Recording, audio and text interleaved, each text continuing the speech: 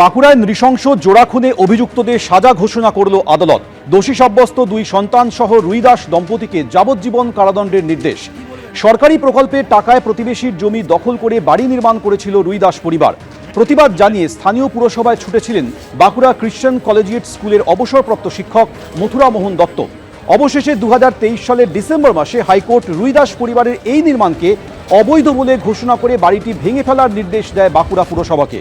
আর এতেই ক্ষিপ্ত হয়ে ওঠে তৃণমূল ঘনিষ্ঠ রুইদাস পরিবারের সদস্যরা। 2023-এর 3রা ডিসেম্বর অবসরপ্রাপ্ত শিক্ষক মথুরা মোহন দত্ত ও তার স্ত্রীর উপরে হামলা চালায় রুইদাস পরিবারের সদস্যরা। কাল বর্তমান বিধানসভার মেয়াদ শেষ। তার আগে লোকভবনে মুখ্য সচিব এবং মুখ্য নির্বাচনী আধিকারিক রাজ্যপাল RN রবির সঙ্গে বৈঠক করলেন মুখ্য সচিব এবং সিইও। বিধানসভা গঠনের প্রস্তুতি চলছে। এরই মাঝে রাজ্যপালকে বিজ্ঞপ্তি পাঠিয়েছে কমিশন।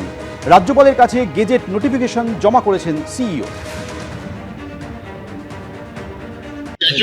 যখন আপনার ইলেকশন শেষ হয়ে যাবে, ইলেকশন সঞ্চালন করে election commission of India under article 324 of the constitution, এরপর যখন ইলেকশন শেষ হয়ে যায় তারপরে যত অ্যাসেম্বলি সিট আছে ওদের কে জিতেছে নীতি যেতে ওর পার্টি অ্যাফিলিয়েশন কি আছে এটা নিয়ে ইলেকশন কমিশন একটা নোটিফিকেশন ইস্যু করে।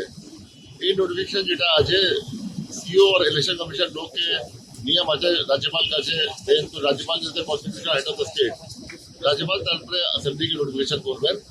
অ্যাসেম্বলি তারপরে প্রোটন স্পিকারকে দিয়ে আপনার উল্টিকিং আরাম করবে এমএলএ।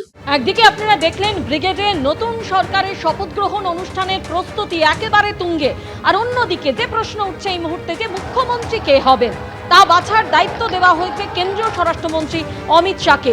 রাজ্যে আসছেন কেন্দ্রীয় স্বরাষ্ট্রমন্ত্রী অমিত শাহ। আগামীকাল তার বিজেপি বিধায়কদের সঙ্গে বৈঠক রয়েছে। বিজেপির পরিষদীয় দলনেতা নির্বাচনের জন্য আসছেন অমিত শাহ। বিজেপির পরিষদীয় দলনেতা নির্বাচনের জন্য পর্যবেক্ষক অমিত শাহ, সহ পর্যবেক্ষক উড়িষ্যার মুখ্যমন্ত্রী মোহন চরণ মাঝি। এবং আগামীকালই যেমনটা আপনাদের জানাচ্ছিলাম বিজেপি বিধায়কদের সঙ্গে বৈঠক করবেন অমিত শাহ।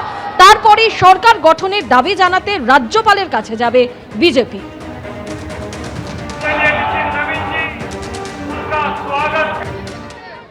আমার পার্টির কেন্দ্রীয় নেতারা যেটা ঠিক করবেন সেটাই হবে। আমার মতামত দেওয়ার থাকলে তাদের কাছেই দেব। 10 দিনের মধ্যে যে কোনো একটা সিট ছাড়তে হবে। আমি আপনাকে বলি, আমি ভবানীপুর এবং নন্দীগ্রাম দুটোই বলছি, আমি আমার কর্তব্য থেকে কিন্তু সরে যাব না। আমি দুজনকেই বলছি, বাকিটা আমার হাতে নয়। আমার কেন্দ্রীয় নেতারা যে সিদ্ধান্ত নেবে, আমি খুব ডিসিপ্লিন ছোটবেলা থেকে, আমি খুব শৃঙ্খলা পরায়ণ মনে করি। নিজের বলা উচিত না, সবটা একা সিদ্ধান্ত নেওয়া যায় না।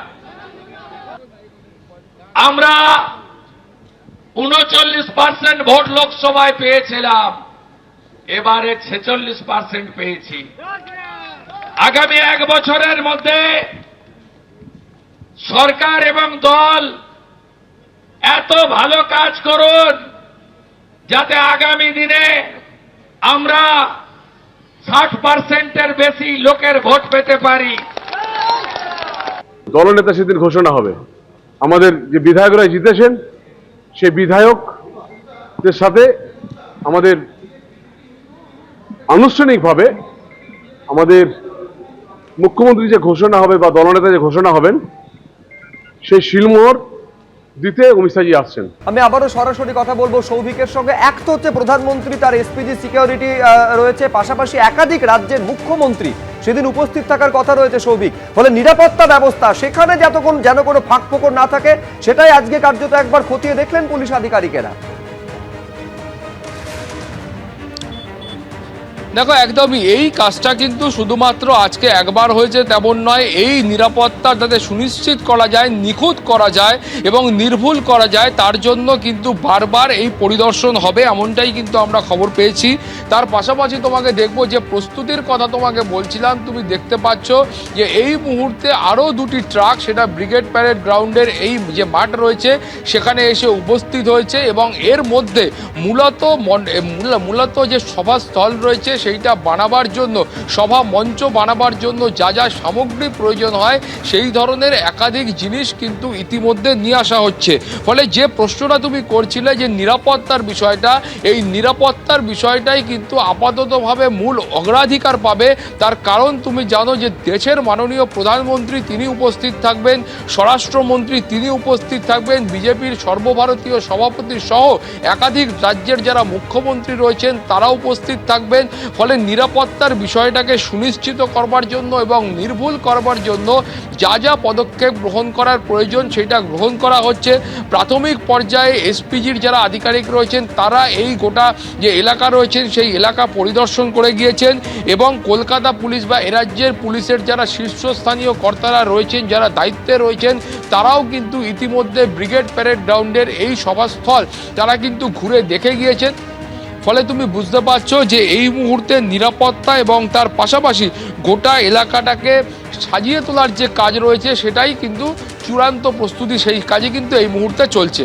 ধন্যবাদ শুভজিৎ। এবিপি আনন্দ, এগিয়ে থাকে, এগিয়ে রাখে।